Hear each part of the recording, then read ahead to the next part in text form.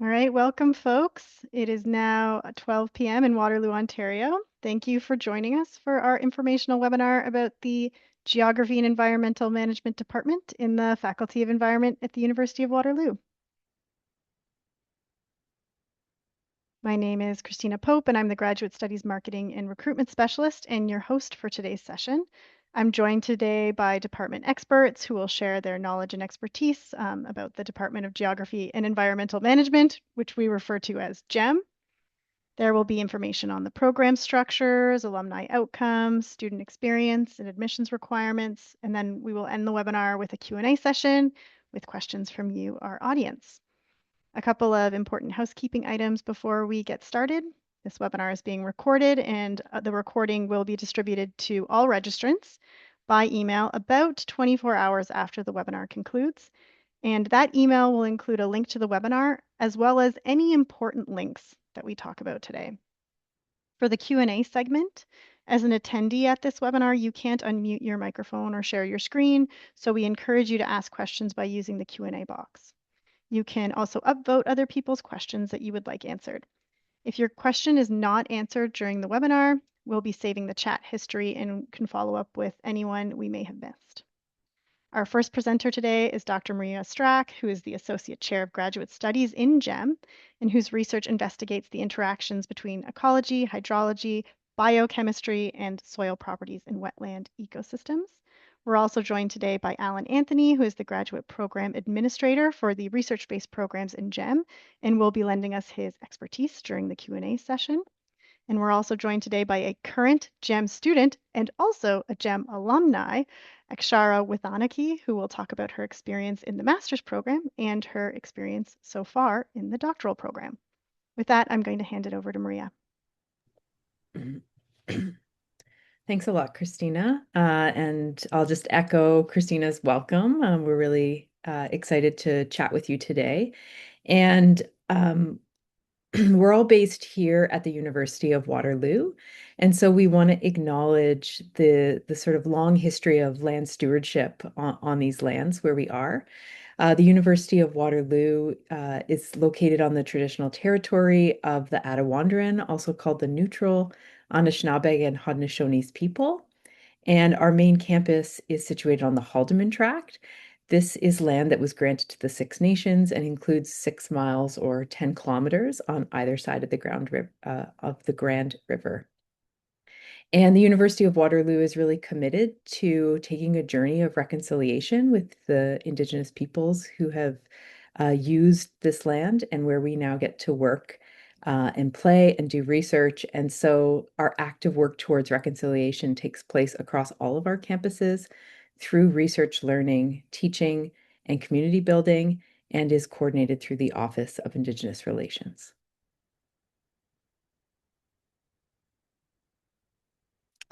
So just to give you a bit of an idea of what we're going to talk about today, here's the agenda. A good chunk of the first part of the presentation will provide an overview of the department, talking about the programs that we offer, funding, and the researchers that you could work with in terms of potential supervisors. And then we'll talk a little bit about who the program's for, what the curriculum and program experience would be like, and then we'll end off with the specifics about admission requirements and application process. And then, as Christina said, we'll have some time for questions from you and our answers. We can go on, Christina. Thank you. So to provide a bit of an overview of the Department of Geography and Environmental Management, like Christina said, sometimes I might say GEM. In the department, we support our research is really geared at exploring how people shape the planet we live on.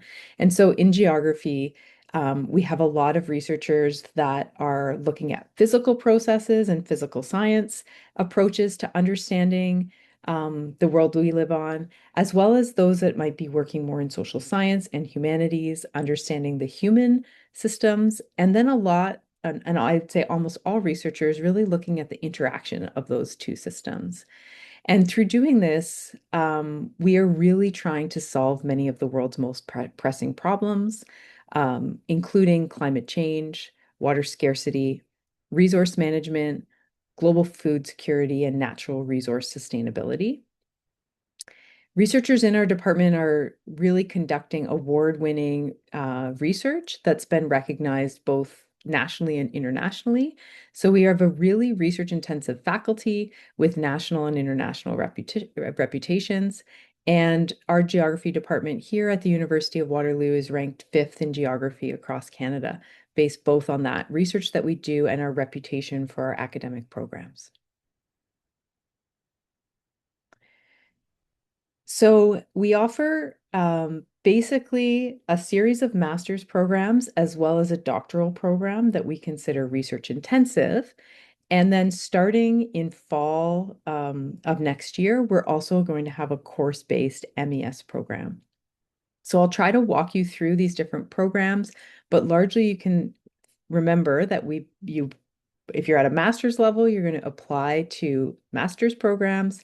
And obviously, if you're at the doctoral level, you'll apply to the PhD. And the difference is really just the topic area that you're covering. But as you'll see as we go through the webinar, a lot of what you're actually doing in the program is quite similar across the different programs. So if you are doing more sort of social science or humanities research, then you would be completing a Master's of Arts. If you're sort of more in the middle, maybe working on policy, looking at the interactions between the physical and the human environment, you might be completing a Master of Environmental Studies. And if your research is focused on physical science, then you may choose to complete a Master's of Science. Under those master's programs, if you're wanting to have a research intensive experience, then you're going to complete the thesis program. And in the thesis program, you really are focused on an independent piece of research supported by a small amount of coursework. In this option, you also have the opportunity to participate in either the collaborative water program or the collaborative aeronautics program. And we'll talk a bit more about those on the next slides. If you're interested in still a research intensive experience, but maybe a slightly smaller project, but you still want to work with a supervisor, that's where you might choose an option of the master's research paper. You do more coursework in this option, a much smaller independent research project, and often this can be completed in a shorter period of time of only 1 year. As I said, new this year, we also have a course-based option where you're completing your master's degree, only completing courses and not directly working with a supervisor on a research project. We then, at the doctoral level, have a research-intensive doctoral program where you're largely focusing just on your research with very limited coursework. And for all of these programs, the primary format is in-person full-time, although in some cases, part-time options may be available.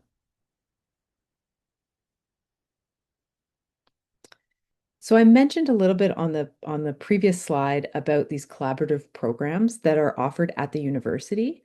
These programs stretch across multiple faculties and allow you to explore topics in a more collaborative nature and working with students across a variety of disciplines. There are two of these programs that you could add to your degree, the Collaborative Aeronautics program, and one that many of our students choose, the Collaborative Water program. During these programs, you'd still be completing your primary research project with your supervisor, but some of your coursework would then be completed in these interdisciplinary courses. In the Collaborative Aeronautics program, you would be completing an introduction to aeronautics and an interdisciplinary aeronautics project. If you choose the Collaborative Water program, you'd then be completing a water overview course, a project-based course, and then you also have a research seminar milestone. In most cases, this coursework can substitute some of your in-program coursework. So if you have specific questions about these programs, we're happy to answer those in the Q&A. So just because we have a lot of different programs, we've tried to summarize here sort of what your options are. And one of the most important things is to remember that at their core, the master's programs, MA, MES, and MSc are quite similar. And so you're largely deciding, are you wanting to have a more research intensive experience with the thesis program? And the other big difference between the thesis option and some of the others is that the thesis research options for the master's, as well as the doctoral program, have a guaranteed level of funding that comes with them. If you are a master's student and you still want to work with a supervisor and complete some research, but in a shorter time period, then you would be looking at the master's research project, master's research paper, or the MRP program. You can still complete the collaborative programs with that if you want, but there's no guaranteed funding with that. If you don't want to have a research intensive program and prefer to complete your degree by coursework, you can do that, but only as under the MES degree program.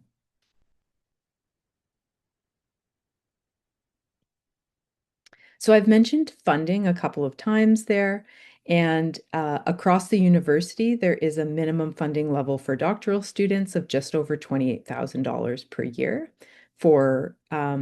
And for international students, on top of that minimum level of funding, they'll also receive an International Doctoral Student Award that helps to offset some of the tuition costs there.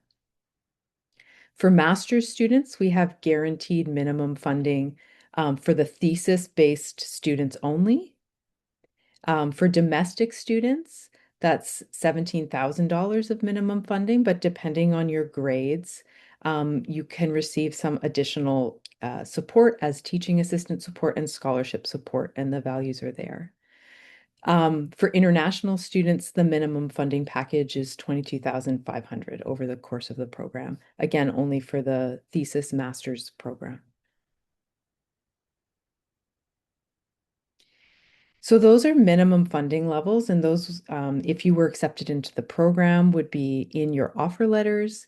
There are also scholarships that you can apply for, but obviously those are not guaranteed. But we have had very good success in the Department of Geography, um, partly because we have excellent students and also that they're working with world-class researchers. So just this past year, we were, two of our students were very successful and received Vanier scholarships, actually, and we're the only department across the whole university to have two Vanier scholars. So that really just shows the really excellent work that our students are doing.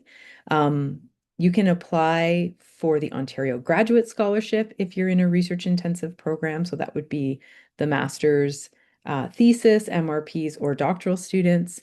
Canada Graduate Scholarships at either the master's or the doctoral level. And this year, both the doctoral level Canada Graduate Scholarships and the OGS are open to international students, but they are very highly competitive.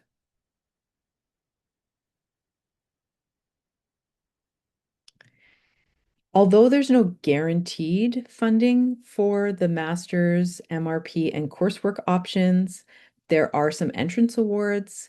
So if your academic average is 85% or higher, you could receive an entrance award of $4,000. It would be split between your first two terms of study, and between 80 and 84.5%, an award of $2,000 in your first term. The important thing here is that to be considered for these awards, you have to complete your application by the application deadline of February 1st.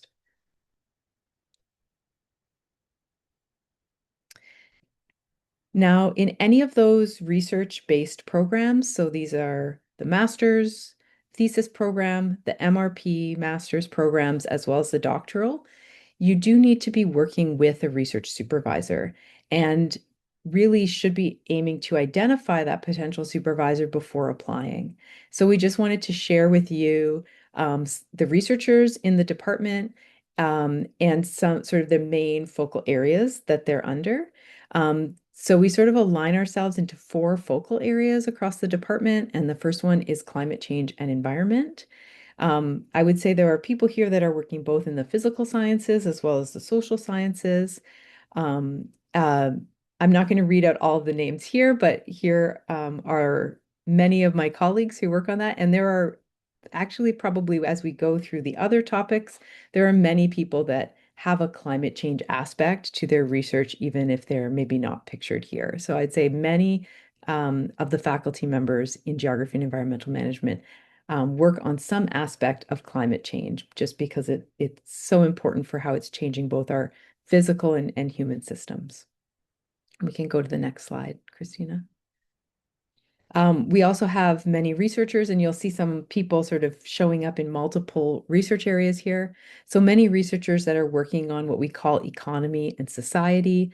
These might be aspects of disaster mitigation, risk management, food security, social justice and equity issues, building, sort of place and space building type questions. Then we have a lot of researchers that would consider themselves really physical scientists working in Earth system science. So answering questions related to geomorphology, soils, the cryosphere. So we have many people that work in glaciology, lake ice, climate modeling, snow and ice dynamics, restoration, reclamation, and climate change science. And then many of our researchers across all of those streams answer their questions using what we would call geomatics or geospatial data science, using GIS and remote sensing. And, pictured here are those working in the cryosphere, working in cities, working on land use change.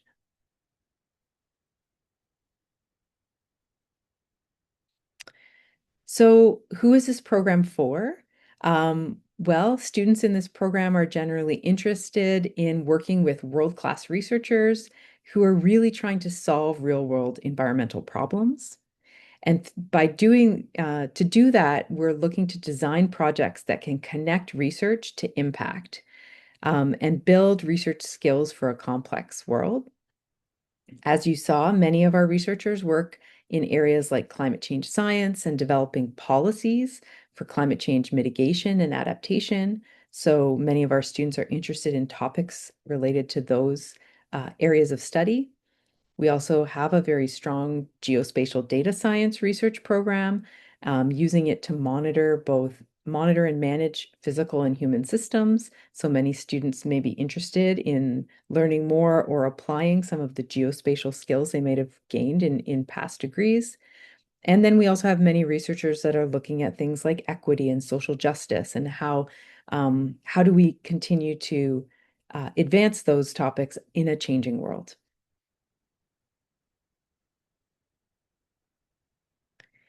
As you can see from many of the things I've said, in GEM, we really strive for research excellence in both theoretical aspects of geography, but also in applied aspects, because we're really trying to solve those pressing global challenges. So I would say all of our researchers are working directly with the knowledge users and partners that are going to take that knowledge to try to solve real world problems.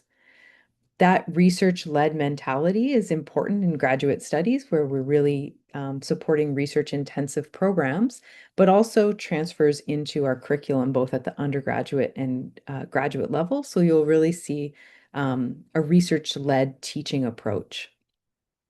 Students in our programs come from a diverse disciplinary and professional background, because we are making those linkages often between physical and human systems. We've seen students that come from a background in geography, but also from many other science and social science disciplines. But those students choose to come to GEM because of our world-leading and innovative research, the importance that we place on stakeholder and knowledge user engagement, and the fact that we have a very vibrant graduate student community. So what does it look like when you get here? What's the curriculum and the program experience? In all of our programs, even those that are very research intensive, you do have some amount of coursework. We've actually recently revised our core curriculum, and so all students will participate in a cohort building course that really focuses on getting to know your fellow graduate students as well as faculty members, and gaining professional skills that are going to help you throughout your graduate program. And that course takes place over the first 2 terms, so pretty much the first 8 months you're here. You then also choose some courses from a core list of foundational and methods courses. The courses you choose there will sort of depend upon the background that you're bringing to the program and discussions with your research supervisor. And the number of courses that you need to take depends on the program that you're enrolled in. In some programs, then you'll also take some additional electives across geography and environmental management. But you have opportunities to also take programs across other departments as well as within those collaborative programs if you choose those options. In addition to your coursework, many of our research programs will also involve some fieldwork component, which would be funded through your research supervisor's research funding, if that was something that was involved in the project that you discussed with them. We can go to the next slide, Christina. And so I think when you're choosing a program, you want to think about the experience that you have in the program, but also what are the potential outcomes that, where might you go after that program? What types of jobs might you be able to get? And so across our programs, students that complete the programs go on to a diverse range of occupations. And Christine is going to talk a little bit more about that. But we have our graduates working in environmental consulting as water resource managers. Sometimes those that have completed a PhD are then working in academia. Many across all programs might go on to work in geospatial data science as GIS technicians. Many work with government scientists at all different levels of government, from municipal to federal government, as researchers, as policy analysts. Many also go on to work in conservation, non-governmental organizations, or conservation authorities. And it's because our graduates are coming out with diverse skill sets, learning skills that are useful in interdisciplinary and transdisciplinary research, um, having a capacity to work across various disciplines and sectors, really taking a problem-solving approach, but also gaining skills in sort of the cutting edge methods and analytical tools, both qualitative and quantitative. So depending on if you're working in more in the social or the physical sciences, as well as a lot of research and writing skills, which are great for research, but also transferable to many other sectors. And you're also going to come out with very strong communication and outreach skills. And these employment outcomes are also supported by the fact that we have a very welcoming community, both within the faculty and the graduate students that are here. We have things like, you have access to student societies. So we actually, in the faculty, have an Environmental Graduate Students Association where you get to interact not just with other graduate students within geography, but also across the other departments and schools within the faculty. Coffee mornings where everyone's getting together. A seminar series that's recently started where graduate students are sharing their research back to the community and to faculty members. But also through your research program, through your interactions with your colleagues, through your coursework, you're also having an opportunity to build a professional network. Because as I said, many of the researchers here are engaged in working directly with partners and knowledge users. You are building that network of mentors, colleagues, partnerships that you can take out into the workforce.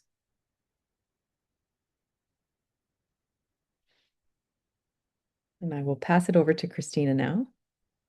Thank you. Yeah, so just to echo a lot of what Maria has said about graduate outcomes, when we look at alumni data for our master's programs in GEM for the last 5 years, we see that our graduates end up in a variety of sectors. And the largest two sectors are public administration and the professional scientific and technical services. And within public administration, there are graduates in all levels of government. So some examples include Environment and Climate Change Canada, the City of Toronto, Ontario Resources, and the City of Vancouver. And when looking at their job titles, they hold positions like policy analysts, GIS and spatial analysts, and GIS spatial advisors. For the scientific and technical services sector, we have graduates working at employers like Golder, Stantec, AECOM, and other environmental and engineering consulting firms. In the educational sector, for our master's graduates, some of the job titles that we found were research managers, research assistants, and lab managers. And they've been working in institutions like the University of Manitoba, Queen's University, and of course our own University of Waterloo.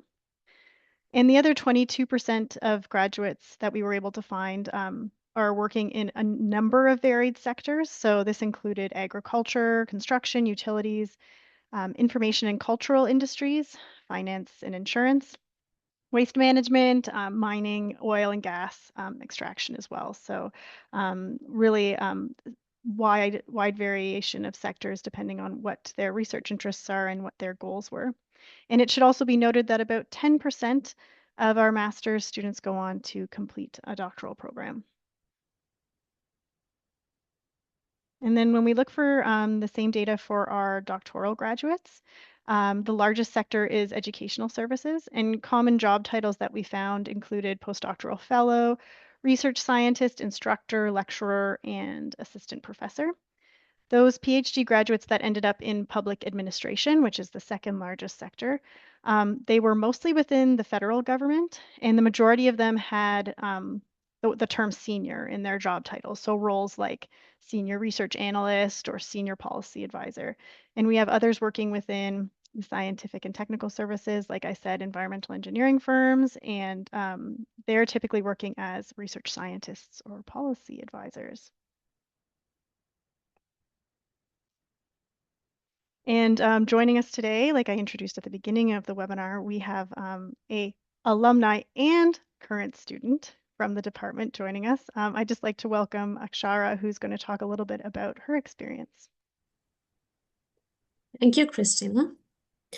Hello, everyone. I'm Akshara, a graduate student from the Department of Geography and Environmental Management, or simply we called as GEM, as well as I'm an international student.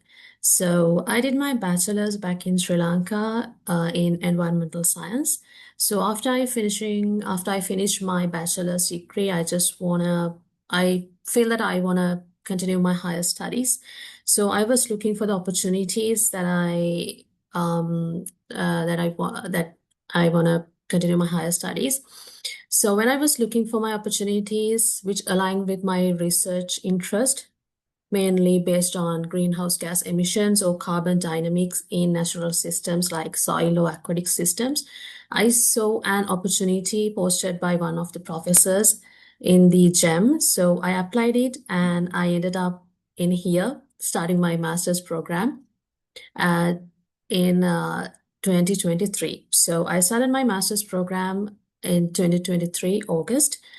And as an international student who moved from Sri Lanka to Canada, at the very beginning, I had to face a lot of challenges because everything is new, including people around me and environment and the working conditions and especially the weather, and everything is new for me. So it's a bit challenging, as well as the main challenge or main stressing condition is moving out from my comfort zone. So in order to overcome these challenges, having a supportive team behind me is a very, I would say, is a blessing for myself. So I had a very good supportive community behind me. The very first person who is my strongest support uh, at the very beginning of my program is my supervisor. Because as you all know, when we are starting our graduate program in GEM, we need to find a supervisor first, and then we need to apply for the admission process. So my supervisor is Maria Strack. So my supervisor is a huge supporter of my life, especially when I'm planning my graduate studies and when I'm starting my master's program and when I'm selecting my coursework and when I'm planning my research work. My supervisor is the huge supporter. She gave me a tremendous support to successfully defend my master's thesis at the end. So she supports me. She supported me at the very beginning and the middle of my journey, as well as the very end of my journey as well. So, and it's not only for me, as I know from my friends or my colleagues, most of the, not most of the, almost all the professors in our GEM are really really supportive to their students. They always encourage their student to be successful in their academic career. So we have a very supportive academic staff or professors in the GEM department who always supports the students to be successful in their graduate career. And not only the professors, I want to emphasize that all the other staff in the GEM are very supportive to the students. Specifically, I need to emphasize the support I get when I was applying for the admission from the outside of Canada. It was really challenging process. I had a lot of questions when I'm doing that process, and I have written tons of email to Alan asking a lot of questions, and I got really successful answers back as soon as possible. So I was really lucky, or I was really blessed to have such kind of support from the department itself. And not only when applying for the admissions during the beginning of my program, as well as when I'm doing my program and at the very end of my program, still I got the support in the same level. So not only the academic staff, the peer or colleagues in the GEM department or the GEM are really supportive. At the very first day when I begin my master's, my supervisor introduced me into a lab group, which consists with about 20 to 25 people who are doing their masters, PhDs, and postdocs, and they share their experiences with me without any hesitance. And I shared my questions with them, and they helped me to find answers or resolve them without any hesitation. So the support I got as an international student at the GEM is huge, and it's tremendous. So if you are planning to be here, so you will get this support as well without any hesitation. So, and other than that, when it comes to the research part, my research, I really enjoyed it because I did my master's research based on greenhouse gas emissions in stormwater ponds. So my life was mainly spent in a boat in the pond. So it was really enjoyable, and it was really exciting research work. And most of my colleagues also in doing their research in a very enjoyable way. It's not only a research, it's a chance that we could improve our soft skills, hard skills, and we can collect a lot of new experience, same as me. And I know most of the people are enjoying their work in here, working in the gym. So because of all these positive points, and I'm enjoying working in here, I first started to do my PhD once I finished my master's. So I started my master's at 2023, and I finished my master's this August. Just after finishing my master's, I started my PhD because I really enjoy working in GEM as a graduate student. So I love this atmosphere. It's really supportive. It's really consists with a lot of positive vibes, which we can improve our career wherever we need, in any way we need. So I started straight away my PhD journey. So during my PhD journey, I'm gonna focus towards the greenhouse gas emissions in peatlands. So I'm gonna fly across Canada to do my field work, which is kind of exciting. So yeah, as an international student in GEM, I'm really enjoying my life here. So uh, I welcome you all. If you are a local student or an international student, GEM is one of the most wonderful place that you can start your graduate studies. Thank you so much.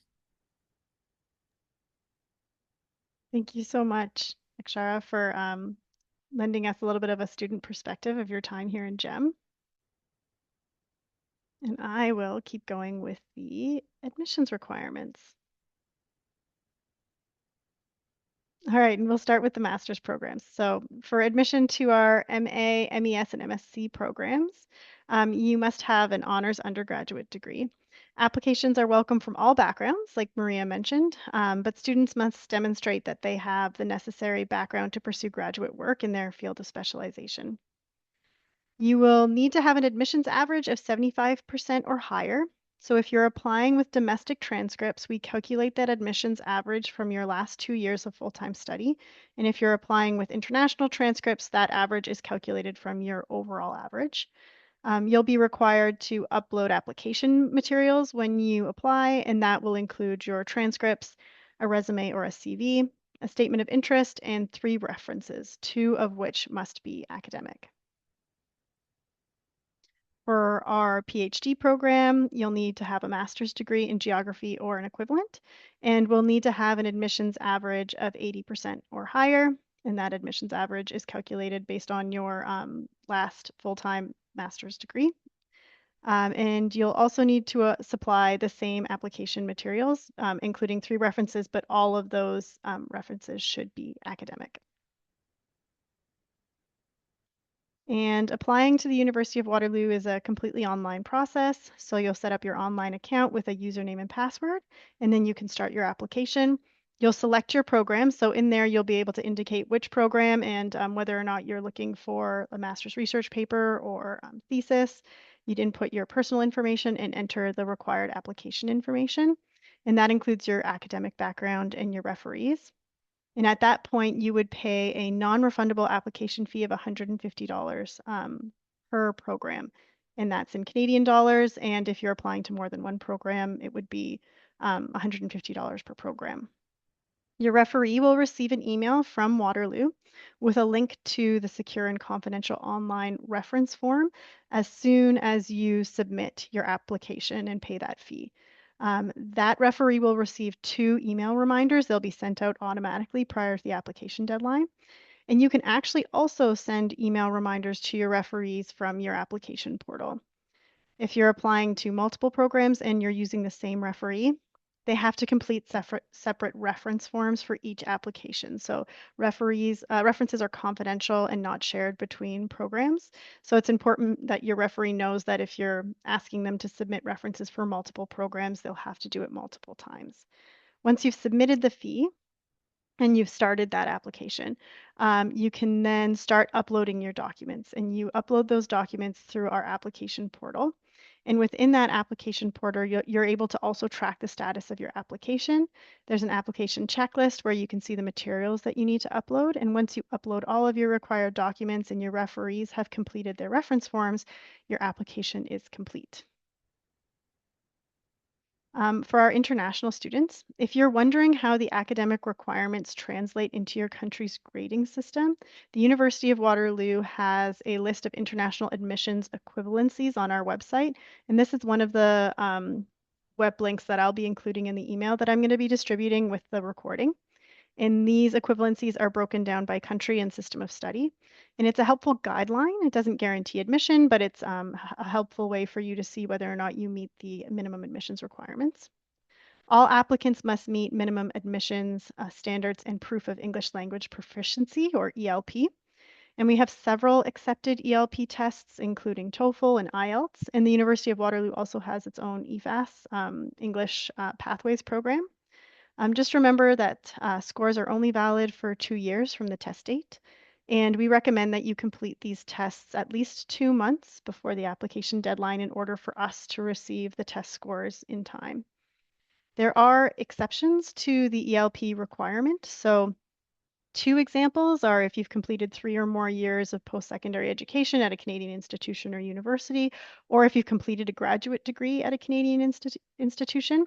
There are also other exceptions listed on the website, and I'll be including that link in the email as well. The University of Waterloo also has international agreements and sponsorships with countries around the world, which we have listed on our website. So definitely review that information to see whether or not you're eligible for any international agreements or sponsorships. Tuition for research-based programs is charged per term. And also there are different fees depending on your residency. And this slide shows tuition costs and incidental fees. And the total cost has been rounded and in Canadian dollars, but just to give you an idea of costs. Every grad student is assessed incidental fees, and that covers things like your health and dental, student services fee. And if you're a full-time student, you're charged for a transit pass that gives you unlimited access to Grand River Transit. And when you apply, you will be automatically considered for the funding packages that Maria mentioned and the entrance scholarships if you're applying to an MRP program, and if you are applying for full-time attendance. But again, in order to be eligible, it's important that you have your application completed by February 1st.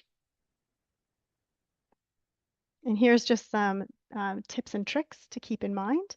A supervisor is required to receive an offer of admission to GEM's research-based programs. So full agreement from a faculty member to supervise prior to initiating your application. It's not necessary, but it is strongly recommended that you contact professors in order to discuss whether or not they're open for supervision.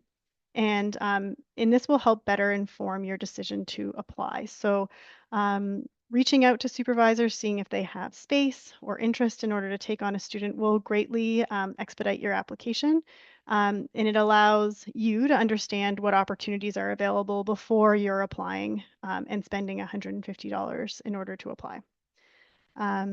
Because you're charged per program when you apply, we don't recommend that you apply to more than one master's program within the Department of Geography and Environmental Management. So the admissions requirements are the same, and if you ever have a problem and you want to switch whatever program you're interested in, it's not a problem.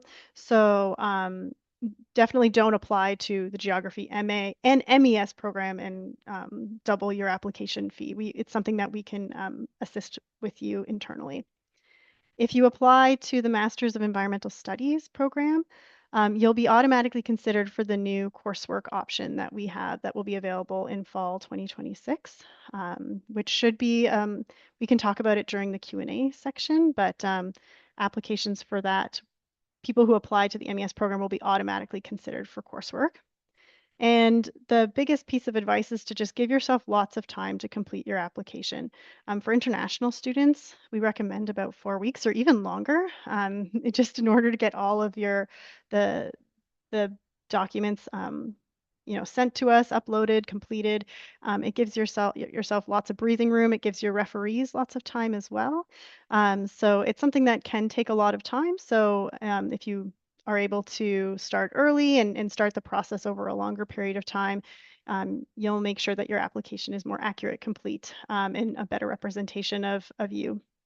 And I think the most important thing, and something that Akshara actually mentioned, was that Alan, who's the administrator for the geography program, is available if you have any questions. So and if you have any concerns about your admissions requirements or the application process, we can definitely reach out and have a conversation, and we're very happy to help. And I think that's probably everything. All right. That concludes the presentation portion of our webinar today, and we can jump into the Q&A. I did see a couple when I was presenting. And Alan has been already answering a lot of questions Oh, good for in the Q&A. So that's everyone amazing. can You know what, already see. yeah, it's great. This is going to make my life a lot easier for me. Just before we jump into the questions, I just wanted to get a point of clarification about the MES coursework program because I started saying something, and so will people be able to see that option when they apply now, or yes, okay. Yeah, so I'll just answer that verbally just to say, so the MES coursework option is something that we have just developed and is still going through all the internal approvals of the university. The program will be active in fall 2026, but you won't see it as an option. But I would say that you should choose the program right now that best fits your interests or a supervisor that you've spoken to. And as Christina said, we can move students between the different master's programs. So I would say any master's student would be considered for the MES coursework program. So anyone, if you've applied to the MSc, the MES, the MA, it's just that if you are given an offer to the coursework program, it would be in the MES. Your degree would be in MES at the end. Okay, thank you so much. Thanks for that clarification. Perfect. So onto the questions. Someone was asking for the PhD program. I know PhD admissions are committee based. Do I need to get an interested response from a potential supervisor before responding? Yeah, so I would say that you definitely, the PhD program is research intensive. You will be working with a supervisor.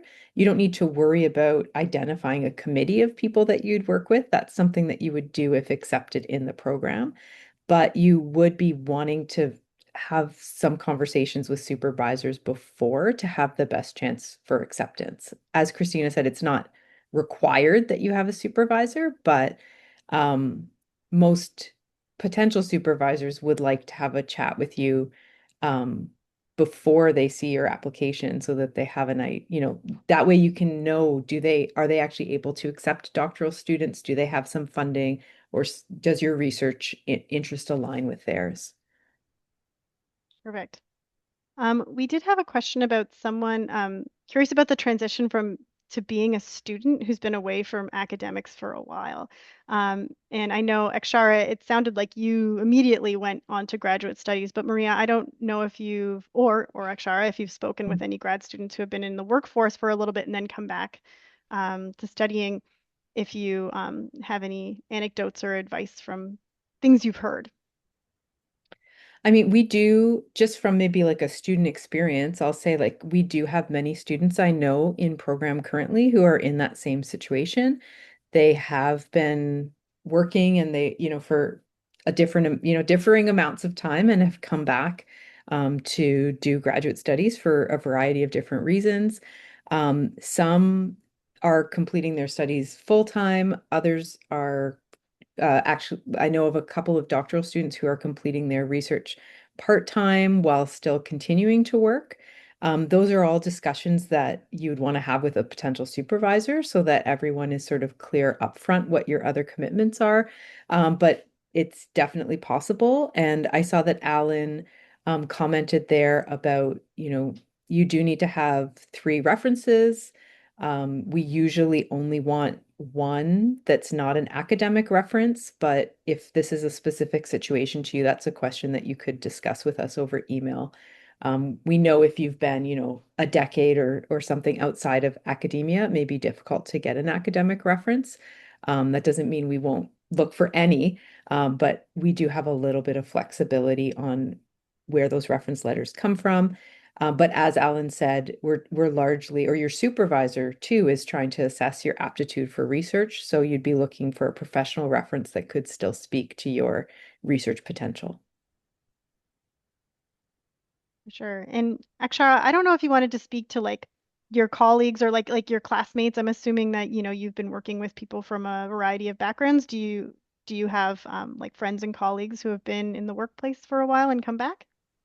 Um, to be honest, I don't have such friends who work for a while and then come back for the academia, but with my experience at the very beginning, we will be guided step by step to how to plan our academic life and everything. So being away from academia will not be a big issue for a person because everything will be well guided and everything will be well planned. So it won't be a problem. It won't be a big problem for a person. So who's gonna join with Gem? Perfect. Thank you. We've had a couple of questions about people reaching out to supervisors. So a couple of questions about like, is it okay to reach out to multiple people and how to get a potential supervisor to respond to emails? So Maria, I wonder if you could talk a little bit about what you look for when you're reading a potential applicant's email. Yeah, so first to say that, yeah, especially at the early stages, it's totally fine to reach out to multiple potential supervisors. Um, I think the most important thing when you're sending those emails, like I know I'm also not always the best at getting back to emails because we get so many emails that it's sometimes difficult to stay on top of everything. So to make your email stand out, it would be good to make it personalized, make it clear that you've done a little bit of your research about that supervisor and you know a little bit about what they study.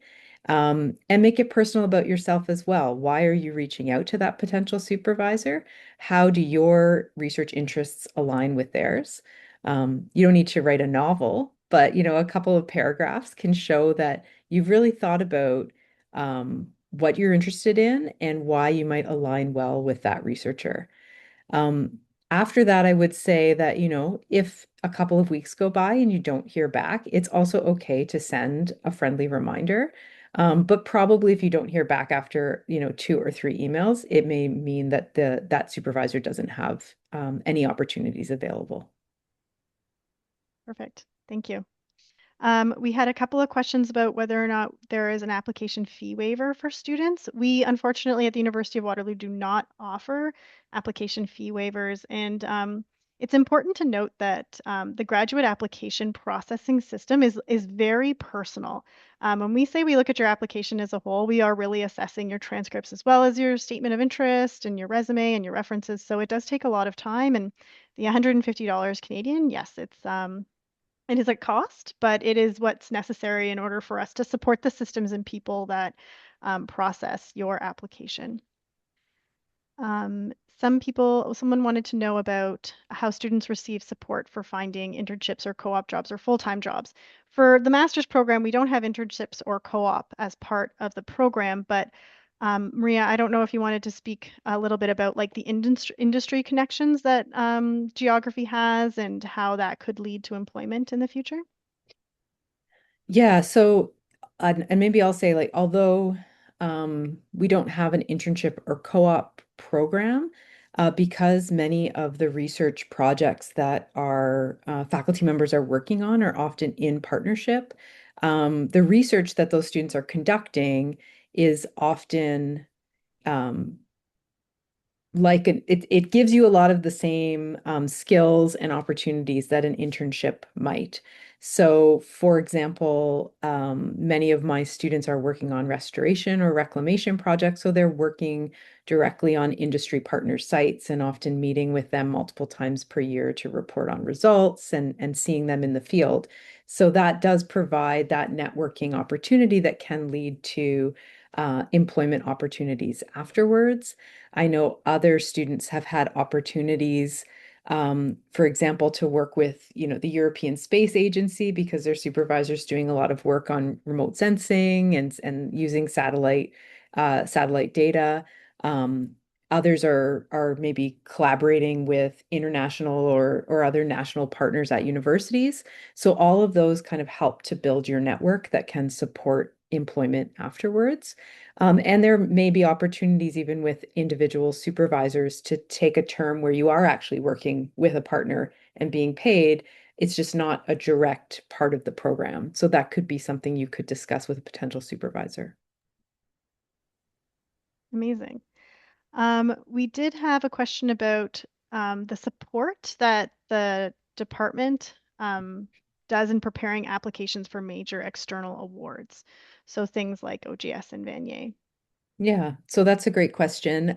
It's actually one of the things that we have incorporated in our cohort building course. So we've run several sessions, like one geared more towards the doctoral students, one for the master's students where we've, had kind of a question and answer period, offered to do some reviewing of their of proposals, but also provided some examples of successful proposals from the past.